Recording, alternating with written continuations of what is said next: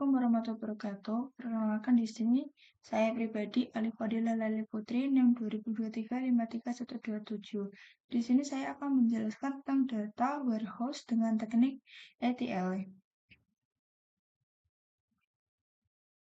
Berikut yaitu definisi data warehouse. Data warehouse atau DW adalah sistem basis data yang dirancang untuk mendukung proses pelaporan dan analisis, serta menjadi pusat integrasi data dari berbagai sumber. Ciri khas. Yang pertama yaitu subject oriented, berfokus pada topik penting seperti penjualan, pelanggan, dan produk. Yang kedua yaitu integrate, menggabungkan data dari banyak sumber dalam format konsisten. Yang ketiga, time variant, menyimpan data historis yaitu tentang mingguan, bulanan, dan tahunan. Yang terakhir yaitu tentang non-volatile, data hanya ditulis sekali, tidak berubah oleh proses transaksi. Berikutnya yaitu ada tujuan data warehouse. Tujuan utama pembangunan DW adalah untuk mendukung analisis dan pengambilan keputusan strategis. Yang kedua, menghindari inkonsistensi data antar sistem operasional. Ketiga, menyediakan data terstruktur dan mudah diakses untuk keperluan BI atau business intelligence dan data mining. Yang keempat, memungkinkan analisis historis dan tren. Berikut yaitu ada prinsip dasar desain DW. Yang pertama yaitu ada dimensional modeling. Ada gunakan tabel fakta atau numerik transaksional. Yang kedua, gunakan tabel dimensi atau deskriptif waktu produk dan wilayah. Yang ketiga, desain umum. Ada star skema dan snowflake skema. Yang kedua yaitu ada konsisten data, yaitu format dan nama kolom harus seragam. Selanjutnya, gunakan kode unik atau surrogate key. Yang ketiga yaitu ada time variant, yaitu tentang tanggal transaksi wajib disimpan, lalu memungkinkan analisis tren. Yang terakhir ada scalability, yaitu tentang rancang DW agar dapat menampung data jutaan baris. Berikut ada proses ETL atau extract, transform, dan load. Yang pertama ada extract atau E. 1. Mengambil data dari sumber heterogen atau misal OLTP, file Excel, API. Yang kedua bisa real time atau batch. Yang ketiga harus menjaga integritas data saat diambil. Yang kedua yaitu ada transform. Antara lain, yang pertama menggunakan format, struktur, dan nilai data agar sesuai kebutuhan DW. Yang kedua, menggabungkan kolom nama depan dan belakang. Yang ketiga, membersihkan data nol atau duplikat.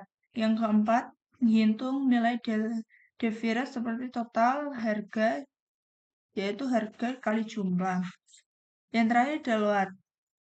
Antara lain, memasukkan data ke DW.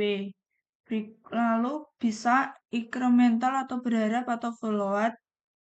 Yang terakhir harus efisiensi dan tidak mengganggu perform DW. Berikut ada arsitektur data warehouse, yaitu tentang komponen umum. Ada beberapa di sini. Yang pertama, data source. Ada OLTP, CRM, ERP, dan Excel. Yang kedua, staging area, tempat interaksi awal sebelum transformasi. Ketiga, ETL proses.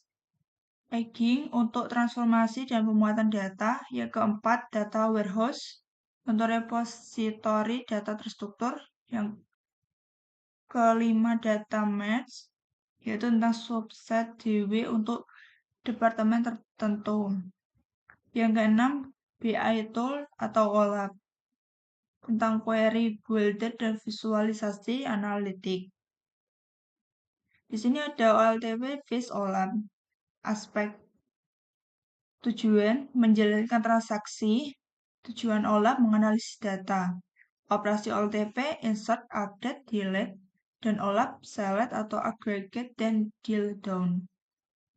Data OLTP saat ini current dan data OLAP historis. Struktur OLTP normalisasi tinggi atau 3NF, OLAP denomalisasi atau start skema. Contoh OLTP itu aplikasi kasir, contoh OLAP dashboard penjualan tahunan.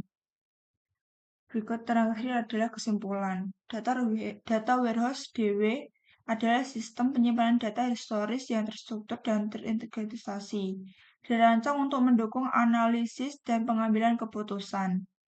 Yang kedua yaitu ETL atau Extra Transform Load merupakan proses utama dalam pembangunan DW yang memastikan data dari berbagai sumber dapat disiapkan dengan format bersih dan konsisten.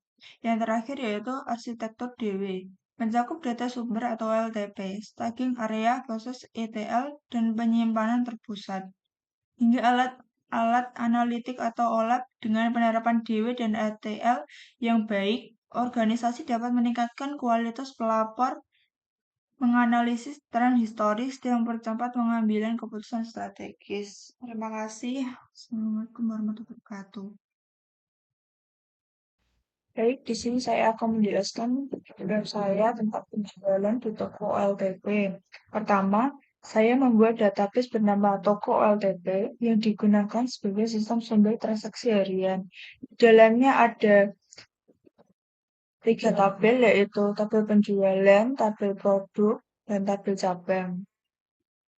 Yang pertama yaitu tabel produk, berisi informasi tentang nama produk, kategori, harga, dan seharga satuan. Yang kedua itu tabel cabang. Mencatat tabel cabang menyimpan data lokasi cabang, yaitu ada nama cabang, cabang, dan kota. Berikut ada tabel penjualan yang saya taruh di atas ya. Yang pertama ada tanggal penjualan, produk, cabang, jumlah, dan total harga. Setelah struktur tabel dibuat, saya mengisi data awal ke tabel produk, cabang, dan penjualan. Data ini mencerminkan contoh transaksi yang realistis seperti penjualan kopi, teh, dan roti dari berbagai cabang di Jakarta, Surabaya, dan Bandung. Selanjutnya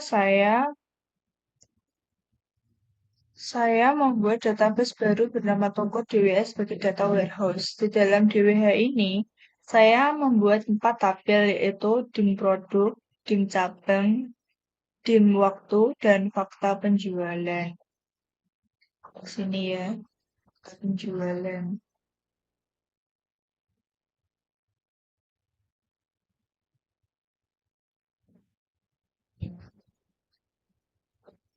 Ketiga tabel pertama yaitu tabel dimensi yang berisi informasi deskriptif, sedangkan fakta penjualan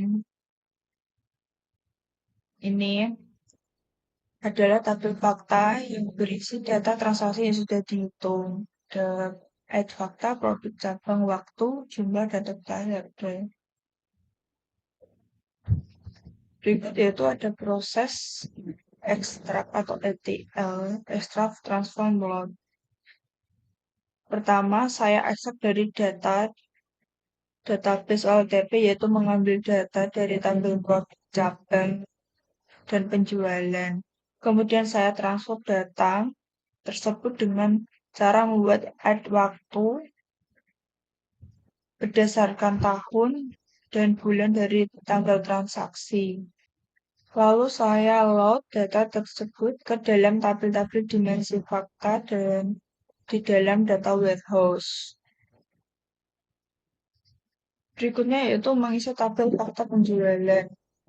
Untuk mengisi tabel fakta penjualan, saya mengambil data dari tabel penjualan, kemudian menghitung add waktu dengan rumus year,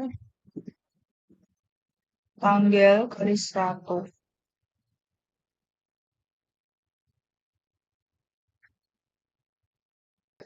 Setelah itu, data ini dimasukkan ke dalam tabel fakta penjualan DWH untuk dianalisis lebih lanjut. Menjalankan query lapor di DWH. Terakhir saya menjalankan query agregat untuk melihat total unit terjual dan total pendapat per produk.